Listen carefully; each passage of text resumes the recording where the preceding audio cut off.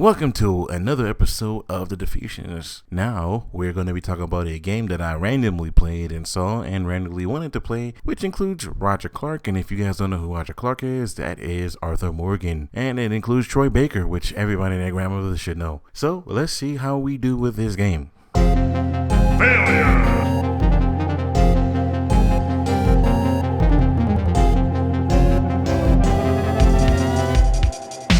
Let's do this. Go!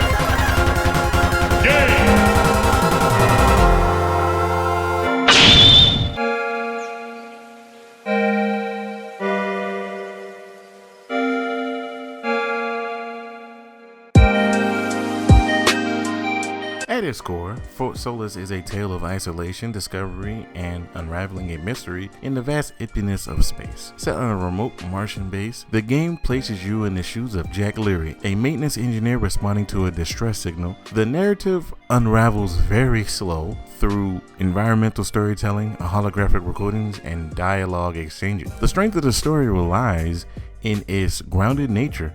Unlike many sci-fi games that rely on grandiose alien invasions or intergalactic conflicts, Solis focuses on human interaction and psychological toll of prolonged isolation. Characters feel relatable, their motivations clear, and their struggles palatable. The plot twists and revelations are paced deliberately, creating a sense of unease as you uncover the darker truth about the base and its inhabitants.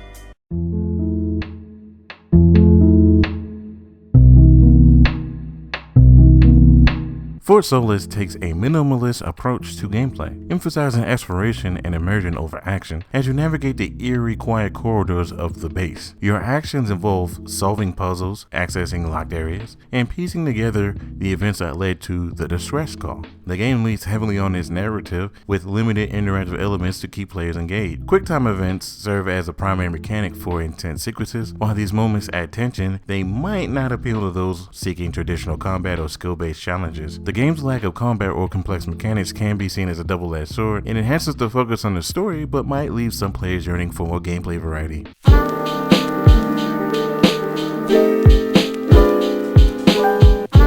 Visually, Solis is stunning. The Martian base is rendered in meticulous detail, and the use of lighting effectively conveys the atmosphere and suspense and desolation. The design choices evoke a sense of realism, making the environment feel like a plausible future Martian facility. The sound design is another standout element. The haunting score complements the game's tone and voice acting, featuring veteran industry people that you may know, like Troy Baker and Julia Brown, which kind of brings out the characters in every way. You will hear every creak, hum, and distant sound that amplifies the feeling of isolation, pulling players deeper into the world.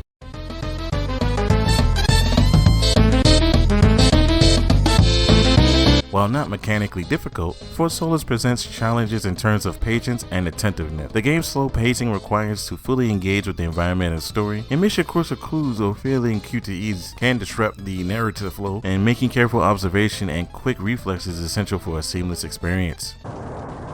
Come on! Just work!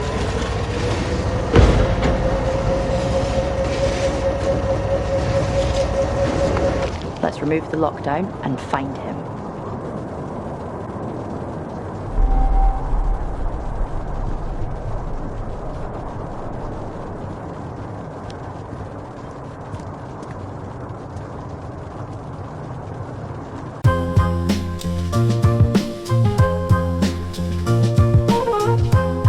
Those who are completionists will appreciate the game's collectibles, which provide deeper insights into the lore and backstory. From detailed logs to hidden recordings, these flesh out the world and reward thorough exploration. However, the bonuses are primarily narrative in nature and offer little in the way of gameplay enhancements or post-game content. It's just an easy way to get the platinum.